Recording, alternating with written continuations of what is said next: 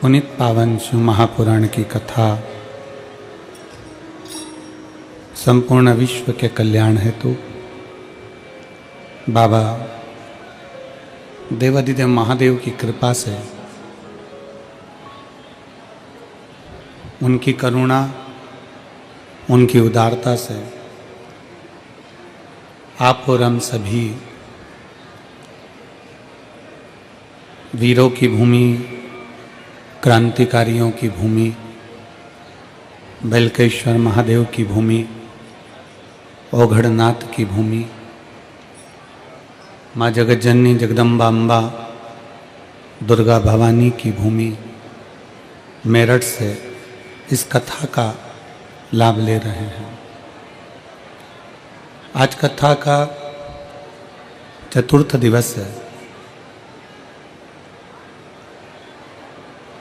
कथा मंडप में विराजमान सभी संत, साधु, गुरुजन, तपस्वी जन, साधक, उपासक, ब्राह्मण जन एवं कथा के मुख्य आयोजक श्री केदारेश्वर सेवा समिति मेरठ,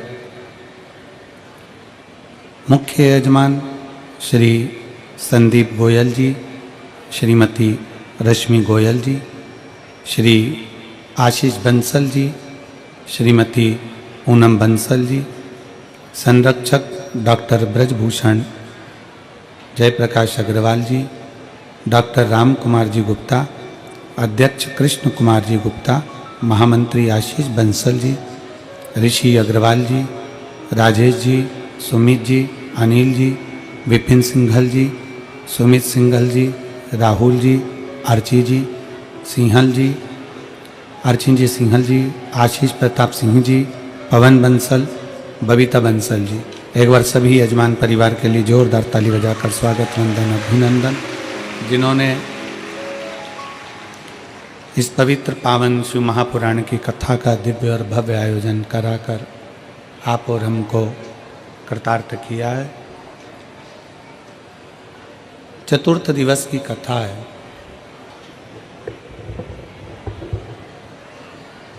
आज कथा का चौथा दिन है, चतुर्थ दिवस है। प्रत्येक अवस्था के बाद में चौथी अवस्था जरूर आती है। बचपन गया, जवानी गई, अधेड़ी गई, फिर बुढ़ापा आ गया।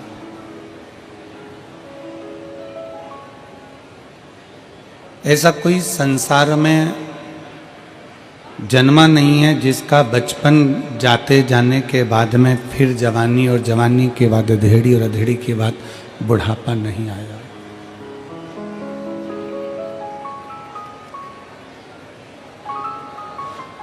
अपनी चौथी अवस्था है अपना बुढ़ापा। और शिव महापुराण की कथा कहती है, बचपन गया जाने दो, जवानी गई जाने दो, अधेड़ी गई जाने दो, पर अपना बुढ़ापा मत बिगड़ने दो।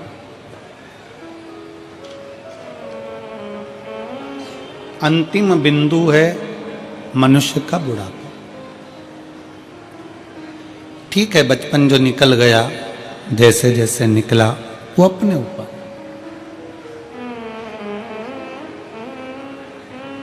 खेलते खेलते निकल गया, विद्याध्ययन करते निकल गया, मित्र दोस्तों के साथ निकल गया, वो एक अलग विषय है।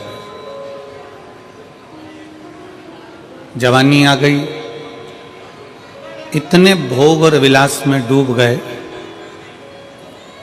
कि हम कहाँ हमारा बचपन गया और आगे क्या होना है उसका स्मरण नहीं हो पाया।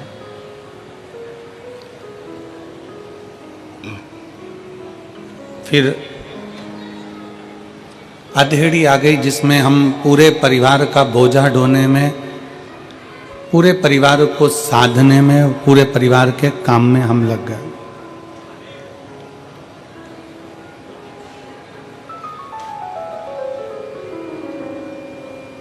एक मनुष्य, मानव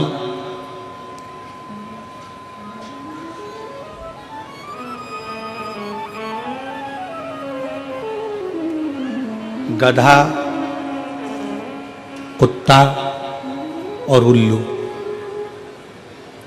इन चारों की जो उम्र थी वो बिल्कुल बराबर की थी, 40-40 साल।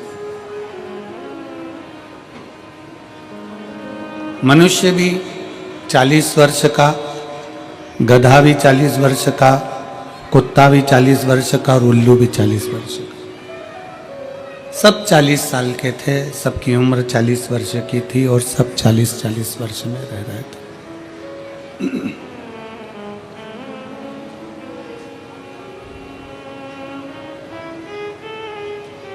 एक दिन गधे के मन में थोड़ा सा दुख हुआ और गधे के मन में दुख इस बात का हुआ कि मैं 40 वर्ष तक लोगों का बोझा ढोऊं, 40 वर्ष तक दुनिया के भार को मैं ढोता रहूं, मेरी उम्र थोड़ी सी कम हो जाना चाहिए, मुझे कम उम्र चाहिए, मुझे इतनी उम्र चाहिए ही। गधा भगवान के पास में गया और गधा भगवान से विनय करा कि भगवान भोले बाबा, हे मेरे शंकर, हे त्रिकालदर्शी, कैलाशी, विनाशी, कुछ कृपा करो और मेरी उम्र आधी कर दो। तो भगवान ने भी कहा ठीक है, गधा बेचारा इतना परेशान है, लोगों का भजन ढोता है, बोझा ढोता है, इसकी उम्र आज से 20 साल कर दी जाती है। मनुष्य को बेचैनी होने लगी और मनुष्य तुरंत भगवान के पास पहुंचा कि भगवान, तुमने मुझे 40 वर्ष की उम्र दी है और 40 वर्ष की उम्र में मैं क्या करूंगा? 40 साल में तो एक ना एक दिन बस निकल जाएंगे ऐसे ही दिन और मैं मर जाऊंगा। मैंने इतना सारा कमाया, इतना सारा मैंने बनाया, इसका भोग कब करूंगा? भगवान ने पूछा तो तुझे क्या चाहिए? मनुष्य ने कहा कि जो गधे के 20 साल तुम्हारे पास में बचे हैं उसके आधे हो गए, 20 वर्ष जो गधे के बचे हैं वो मुझे दे दो। भगवान ने कहा गधे की उम्र लेकर तू क्या करेगा? नहीं, मुझे तो चलेगी, तुम तो दे दो। 40 साल का मनुष्य था, 20 साल भगवान ने गधे के दे दिए।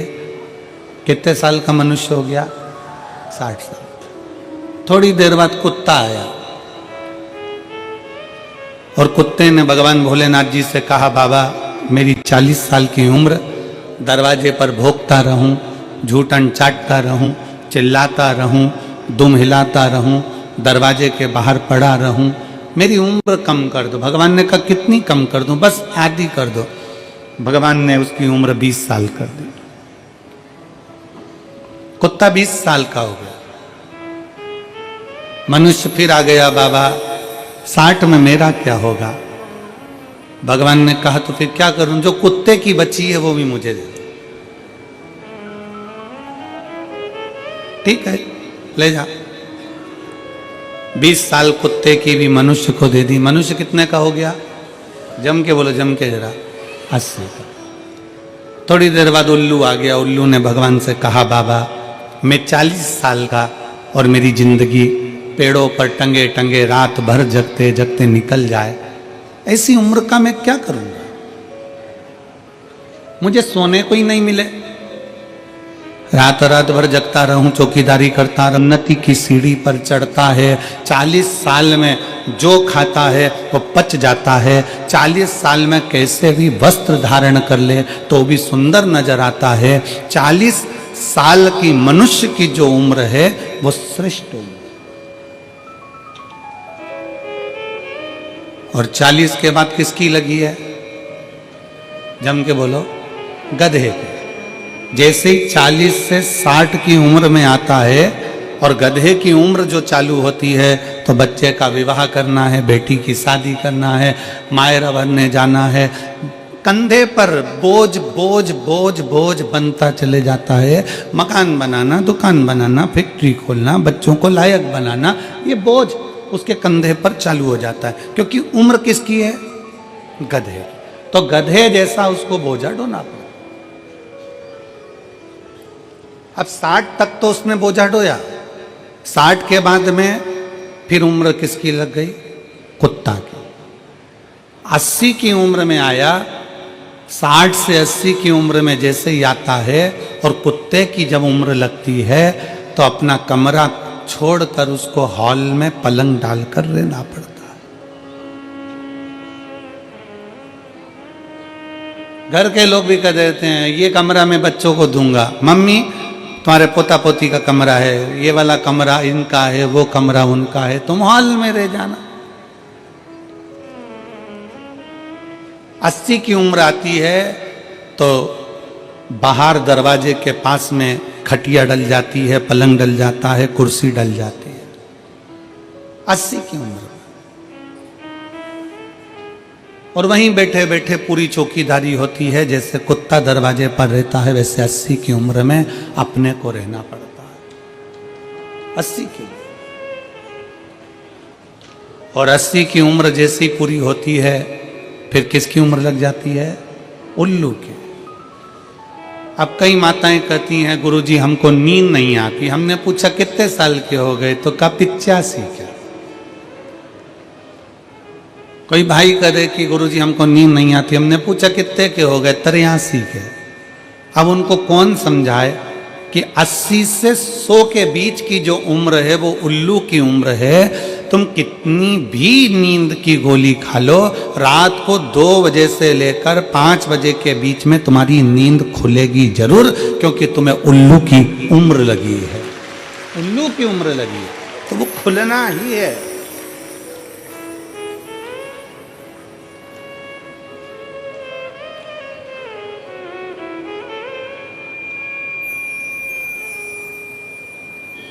चालीस के बाद की जो जिंदगी है, 60 तक का जो जीवन है, हम दूसरों से मांग कर जी रहे हैं। अर्थात ये हमारी उम्र नहीं है। हमारी तो जो 40 साल की उम्र थी, बचपन, जवानी, अधेड़ी जो हमने निकाला, 40 तक की जो उम्र थी, खूब खाया, खूब आनंद में पचा, खूब शरीर स्वस्थ रहा, खूब आनंद की जिंदगी जी, खूब घूमने के लिए यहाँ वहाँ पूरे परिवार के साथ खूब हिमाचल उत्तरांचल ना जाने कहाँ कहाँ चले जाते थे। धीरे धीरे धीरे धीरे धीरे उम्र घटती बढ़ती चली गई और उम्र बढ़ती चली गई। अब विचार मन में आया कि अब मैं 40 का उम्र का हो गया। फिर धीरे धीरे विचार करा बच्चे बड़े हो गए। पहले जब बच्चे नहीं थे, जब छोटी उम्र थी तो मायके भी खूब चली जाती थी।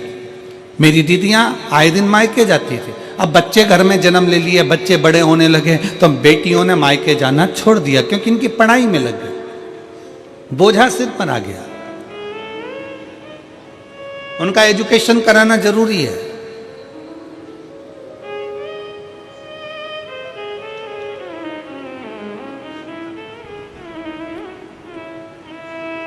और धीरे धीरे धीरे धीरे धीरे हमारी 40 वर्ष की उम्र कहाँ चली जाती है और गधा की उम्र, कुत्ता की उम्र, उल्लू की उम्र 40 से 60, 60 से 80, 80 से 100, ये उम्र कब लगती चली जाती है हमको खुद मालूम नहीं पड़ता।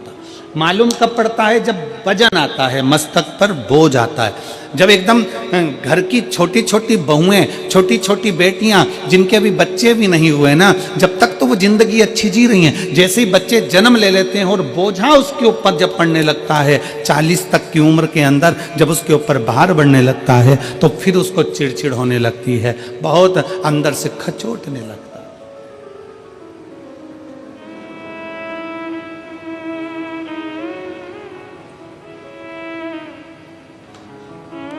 जीवन शिव जी की कथा कहती है, भगवान शंकर की कथा कहती है, आप चाहे 40 के हो जाओ, आप चाहे 60 के हो जाओ, आप चाहे 80 के हो जाओ, आप चाहे 100 के हो जाओ,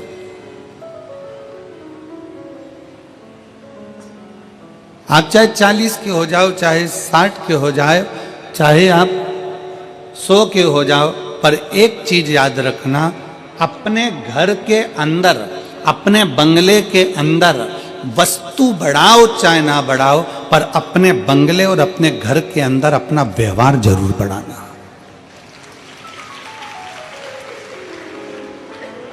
सोफा कम है ना, चलेगा। बर्तन कम है ना, चलेंगे। अलमारी में साड़ी कम है ना, चलेगी। जेवर कम है ना, चलेगा। चप्पल जूते कम है ना, चलेंगे। पलंग कम है, चलेगा। गादी तकिया कम है, चलेगा। बहुत सारा दिखावे का सामान नहीं है, चलेगा।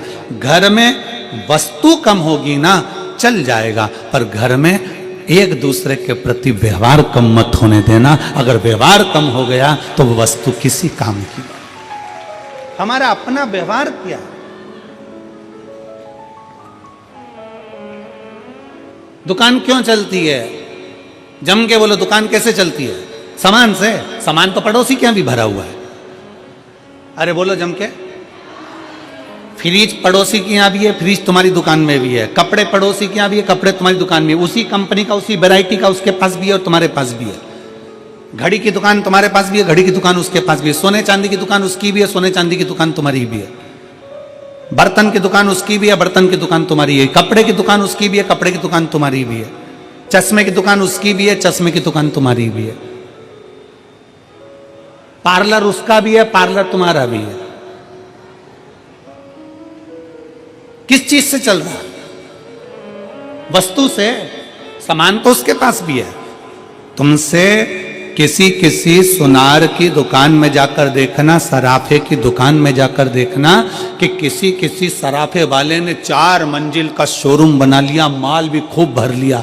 और किसी किसी सराफे वाले की दुकान एक छोटी सी गली में छोटी सी है, उसकी यहां लाइन लग रही है और उसके शोरूम में मक्खियां उड़ रही। सोना उसके पास भी है, सोना इसके पास भी है। चांदी उसके पास भी है, चांदी इसके पास भी है। कपड़ा उसके पास भी है, कपड़ा इसके पास भी है। सामान सबके पास में है। परंतु शिव महापुराण की कथा कर रही है, चाहे तुम्हारा बचपन हो, चाहे तुम्हारी जवानी हो, चाहे तुम्हारी अधेड़ी हो, चाहे तुम्हारा बुढ़ापा हो, तुम्हारे घर में वस्तु बढ़े ना बढ़े, सामान बढ़े ना बढ़े, पर तुम्हारा व्यवहार बढ़ना चाहिए। ऐसा व्यवहार होना चाहिए कि दुनिया के लोग तुम्हारे पास में आए। दुनिया के लोग तुम्हारे पास में आए। अपने व्यवहार को बढ़ाइए। व्यवहार से क्या मतलब है? व्यवहार का मतलब क्या होता है? व्यवहार का मतलब है आपकी श्रेष्ठ वाणी, आपके मन का साफपन, आपकी निर्मलता, आपकी सत्यता और आपकी एकाग्रता।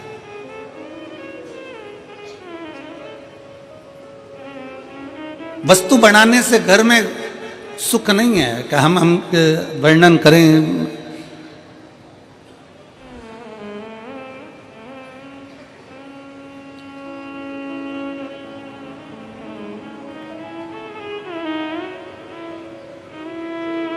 अभी हम इस कथा के पहले 3 दिन के लिए दुबई की कथा करने के लिए गए थे। एक बुजुर्ग माता की वो कथा थी और दुबई की जो कथा थी एक बुजुर्ग माता की कथा थी। और वो कथा श्री शिव महापुराण समिति दुबई ने कराई, जिसमें 8 से 9 यजमान बने।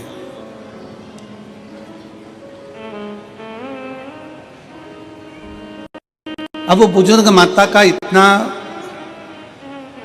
हो सकता है, इतना उसके पास में ना हो, पर दिल का भाव बड़ा था। उसने पूरे मोहल्ले की माताओं को एकत्रित करा, कई समितियों को एकत्रित करा, फिर एक अग्रवाल परिवार को रखा, फिर एक अन्य अन्य परिवार, चंद्रका राधिका से बहुत सारे परिवार उन्होंने वहां रखे, बहुत सारे परिवार। और सबसे कहा मेरे पास में इतना नहीं, ये थोड़ा सा है जो आप ले लो और मेरे को शिव पुराण की कथा करो। हम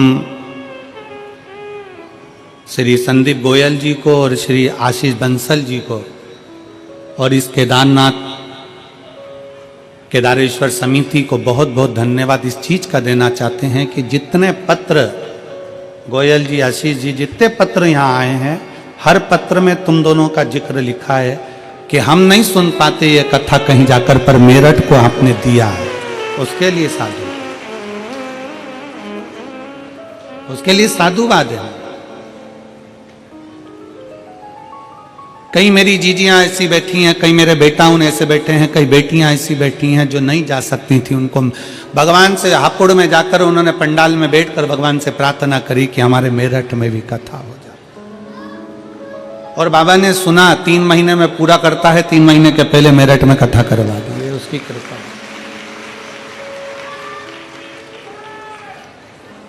ये उसकी उदारता, ये उसकी कृपा, ये उसकी करुणा है।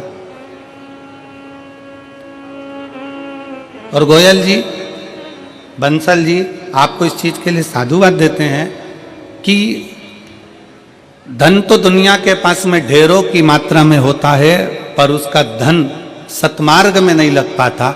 आज आपको इस चीज की बधाई है कि आपने अपने धन का सदुपयोग करा और इतने जनमानस के चेहरे पर प्रसन्नता लाता है। केदारेश्वर समिति, इसके अध्यक्ष, इसके उपाध्यक्ष, इसके सचिव, महामंत्री, इसके जितने भी पदाधिकारी गण हैं, उनको बहुत साधुवाद।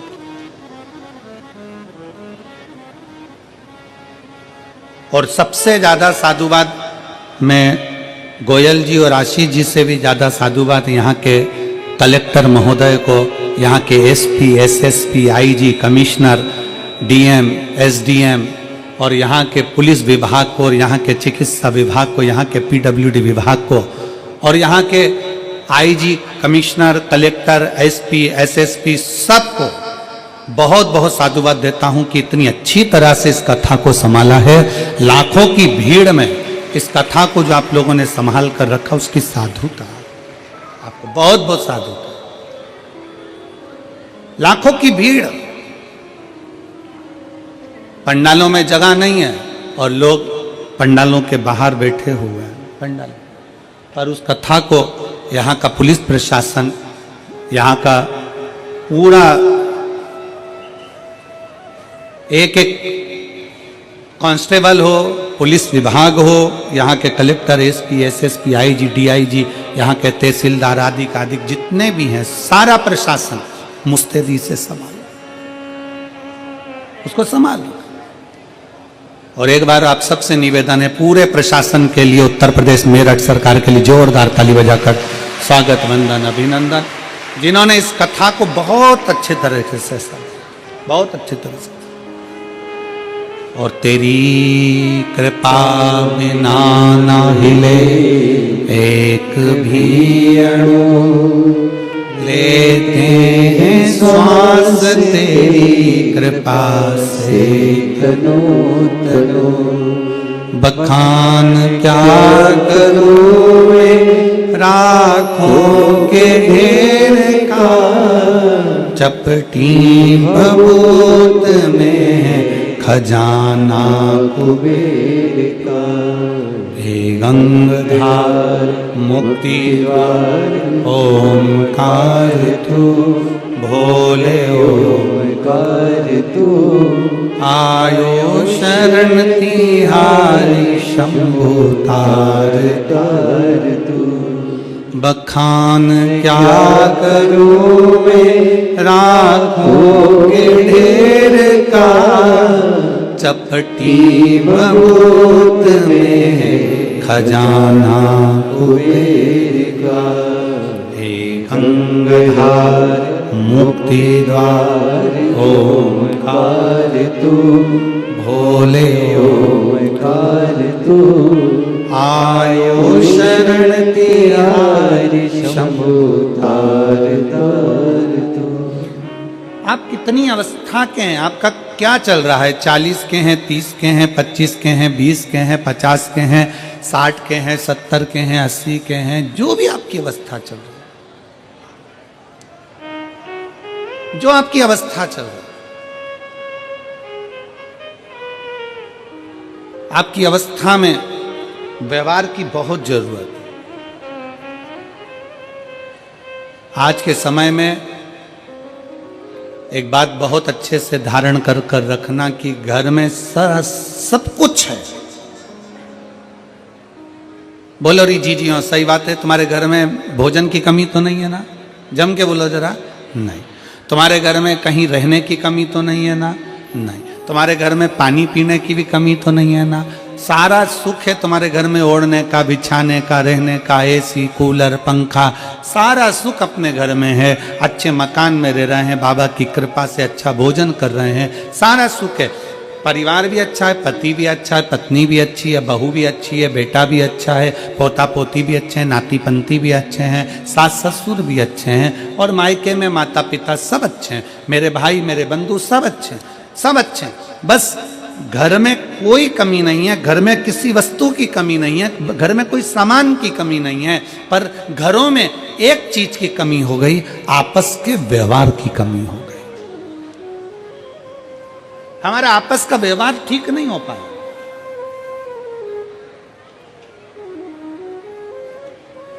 हम व्यवहार से दूर होते चले गए। और शिव पुराण कहती है अपने व्यवहार को प्रबल बनाना है। शंकर की कथा देखिए, व्यवहार के बल पर शंकर भगवान के सामने 33 कोटि देवताओं ने मिलकर विष का कटोरा भेज दिया था मेरे शिव जी के सम्मुख में। विष का कटोरा,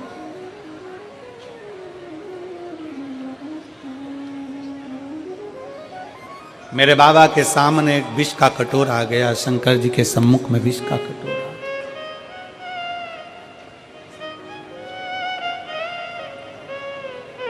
कितना सोचने वाला विषय है, जरा ध्यान दीजिएगा। बहुत सावधानी से कथा सुनिए। जिस कथा के लिए आप लोग आए हैं ना, इस कथा को बड़े दिल से श्रवण करिए। कल एक पत्र था, वो पत्र कोई विमला दीदी हैं, उन्होंने लिखा है कि गुरुजी हम जब कथा सुनने के लिए बैठते हैं तो कहीं किताब बेचने वाले आ जाते हैं, कहीं कुरकुरा बेचने वाले आ जाते हैं, कहीं फूली बेचने वाले आ जाते हैं। गुरुजी हम हरिद्वार से रोज केवल कथा सुनने के लिए रुड़की, कहीं से रुड़की हरिद्वार के पास में है शायद, रुड़की से हम कथा सुनने के लिए रोज आते हैं प्रतिदिन। हमारा 1000-2000 रुपये रोज का खर्च होता है, पर उसके बीच में भी ये लोग इतना सामान, किताब बेचने वाले, कहीं सामान बेचने वाले आते रहते हैं, तो हमारी कथा चूक जाती है और हम बड़ी आस से कथा सुनने के लिए आते हैं। मेरा आप सबसे निवेदन है, जितने किताब बेचने वाले हों, जितने सामान बेचने वाले हों, आपसे भी निवेदन है, जितने लोग बैठे हुए कथा में, अगर कोई बेचने वाला आए, उसका हाथ पकड़कर उसको बाहर निकाल कर कहना, भैया कथा सुनने थे, रोड पे जाके बेचो, पर कथा श्रवण करने। जितने दिल से सुन सकते हो, जितनी ये झोली तुम भर सकते हो, उतना बटोर लो इसको। जितना दिल लगा सकते हो बाबा से, उतना दिल लगा लो तुम, जितना लगा सकते। कहीं किस्मत होगी आपकी और हमारी, कहीं सौभाग्य होगा आपका और हमारा, जो आप और हम इस कथा को श्रवण करने के लिए बैठे हैं। और ना जाने कितने तो टीवी के सामने बैठे बैठे भगवान से प्रार्थना कर रहे हैं, हमको भी पंडाल में बुला लेता, हम भी कथा श्रवण कर लेते, हमें भी यहाँ आमंत्रित कर लेता, हम भी पहुंच जाते। कितने तरस रहे।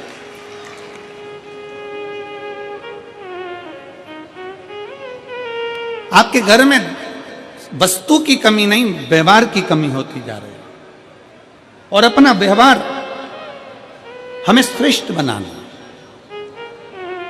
शंकर जी की कथा कहती है, शिव जी के सामने 33 कोटि देवताओं ने मिलकर विष का कटोरा लाकर रख दिया। विष का कटोरा भगवान शंकर के हाथ में दे दिया, ये विष है, ये विष।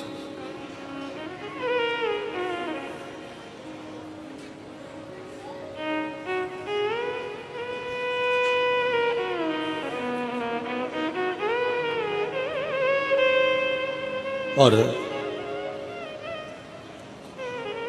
सबसे पहले जब विष शंकर जी के पास में आया तो पास में नंदी बैठे हुए।